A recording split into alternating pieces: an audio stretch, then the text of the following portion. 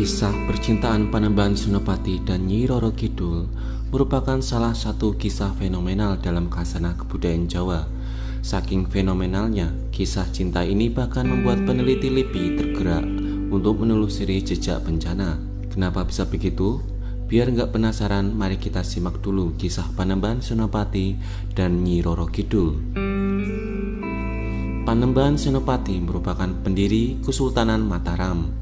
Sebelum mendirikan Kesultanan Mataram, Panembahan Senopati memiliki kisah cinta dengan Nyi Roro Kidul.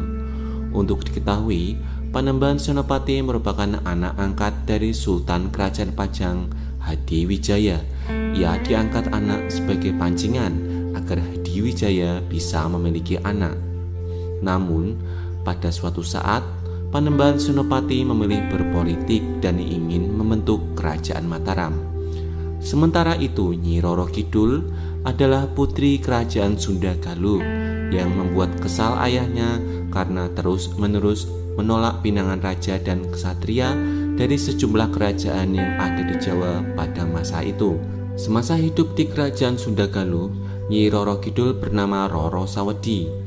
Lantaran terus-menerus menolak untuk dinikahi, sang ayah menanyakan apa maunya Roro Sawedi. Dia pun mengungkapkan bahwa keinginannya adalah ingin hidup abadi. Oleh karena itulah, sang ayah tidak mengizinkan lagi Roro Sawedi hidup di keraton. Dia lalu pergi ke selatan Jawa sampai pantai Parangkusumo.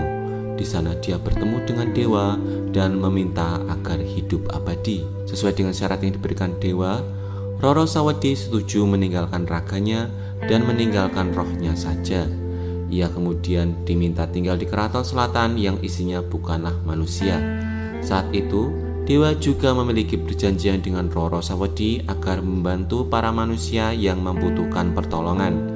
Dari sanalah Roro Sawedi berganti nama menjadi Nyi Roro Kidul atau Kanjeng Ratu Kidul. Kembali lagi ke Panembahan Senopati.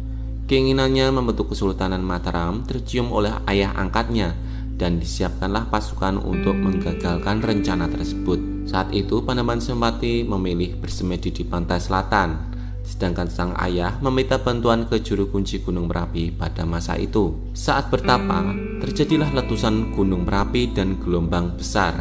Hal inilah yang menghalangi pasukan Hadiwijaya untuk memburu Panembahan Senopati. Keraton Nyi Roro Kidul pun terganggu dan dia mencari siapa penyebab kekacauan tersebut. Akhirnya, Nyi Roro Kidul menemukan Panembahan Senopati yang bersemedi di atas batu gilang. Nyi Roro Kidul meminta Panembahan Senopati untuk menghentikan semedinya. Namun siapa sangka, percintaan pun terjalin di antara keduanya. Dan akhirnya, Panembahan Senopati dibantu pasukan Keraton Kidul mengalahkan Kerajaan Pajang.